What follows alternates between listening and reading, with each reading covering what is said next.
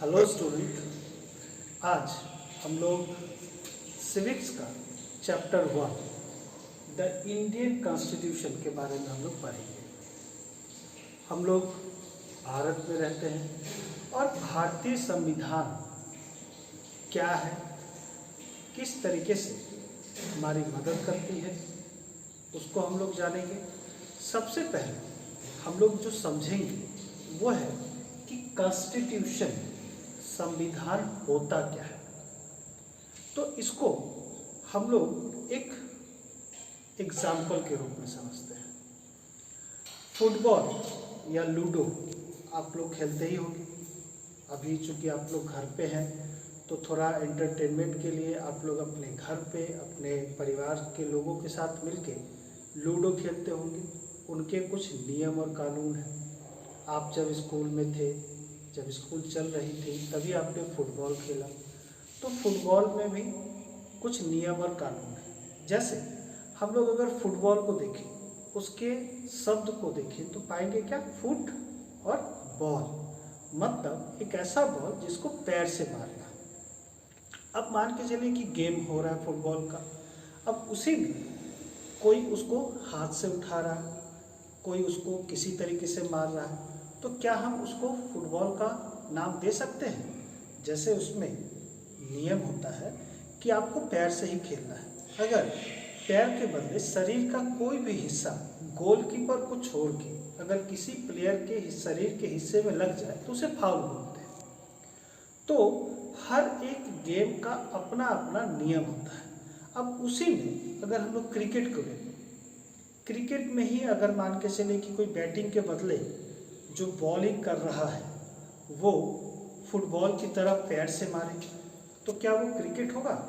नहीं होगा। उसी तरीके से हमारा समाज एक ऐसा सिस्टम है जिसमें कुछ नियम और कानून है जो कि ये बतलाता है कि हमारा समाज कैसा है, किस तरीके का हमारा समाज का कैरेक्टरिस्टिक है, उसका नेचर क्या है और कैसा हमारा समाज होना चाहता है। तो जैसे हम लोगों ने यहाँ पर 3 गेम्स का एग्जाम्पल लिया, फुटबॉल का, लूडो का और क्रिकेट का। तो हर गेम में अपना कुछ नियम और कानून होते हैं जिनको हम लोग फंडामेंटल के रूप में जानते हैं, उसके मौलिक नियमों के बारे में जानते हैं। तो इन सारे नियमों को हम लोग एक शब्द में अगर बोले तो उसको हम लोग कॉन्स्टिट्यूटिव रूल्स के नाम से जानते हैं, मतलब संवैधानिक कुछ नियम और कानून जो कि उस खेल को खेलने के लिए जरूरी होना चाहिए, या हम लोग वैसे कानून जो उस खेल को खेलने वाले लोग सब कोई सहमत होते हैं और उस कानून को सब कोई मानते हैं।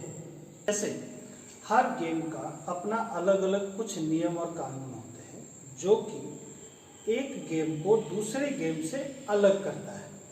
उसी तरीके से अगर हम लोग देखें हमारे अपने समाज को, तो हमारा समाज भी एक ऐसा टीम जैसा भी बोल सकते हैं या लोगों का एक जमावड़ा है जिसमें कि उसके कुछ कॉन्स्टिट्यूटिव रूल्स होते हैं।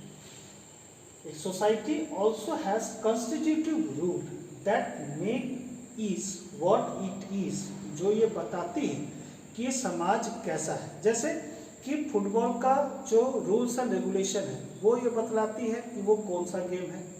वो रूल्स एंड रेगुलेशन हम लोग क्रिकेट में इस्तेमाल नहीं कर सकते। उसी तरीके से हर समाज का अपना कॉन्स्टिट्यूटिव रूल होता है जो ये बताती है कि वो किस तरीके का समाज है और and differentiate it from other kind of society, और वो हर समाज को एक दूसरे से अलग करती है, एक दूसरे से भिन्न बताती है।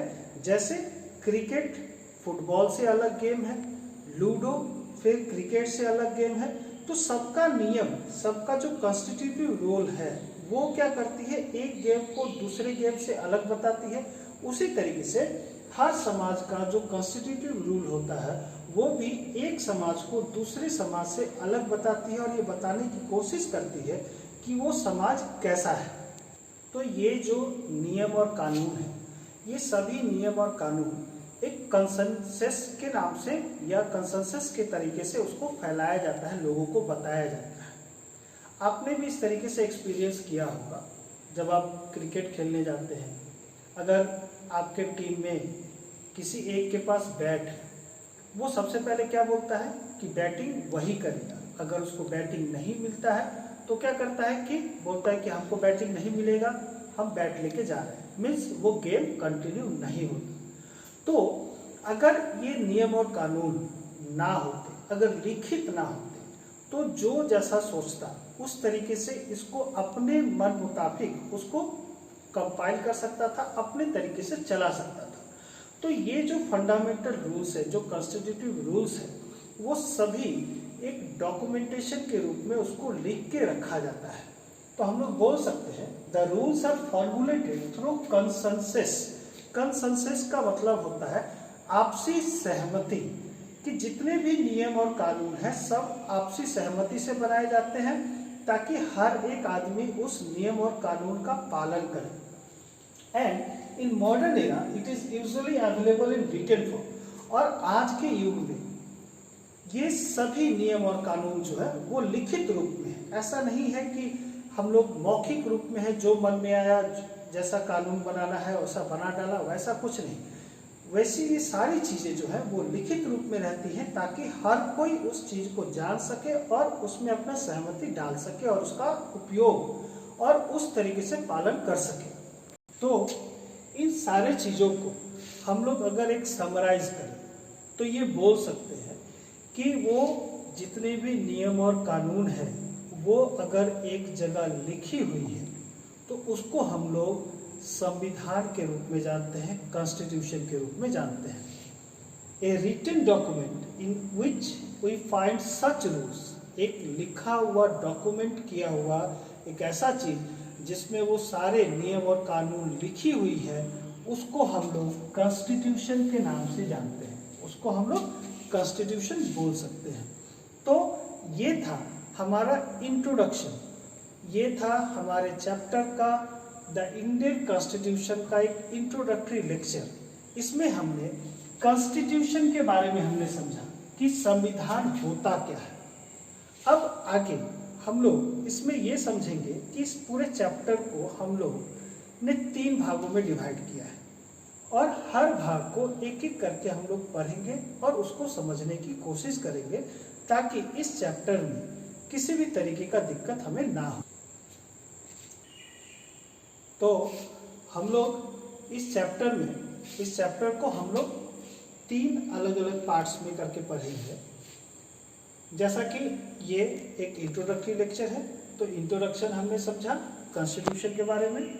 दूसरा हम लोग जो टॉपिक डिस्कस करेंगे वो ये है कि किसी भी देश को एक संविधान की जरूरत क्यों पड़ती है।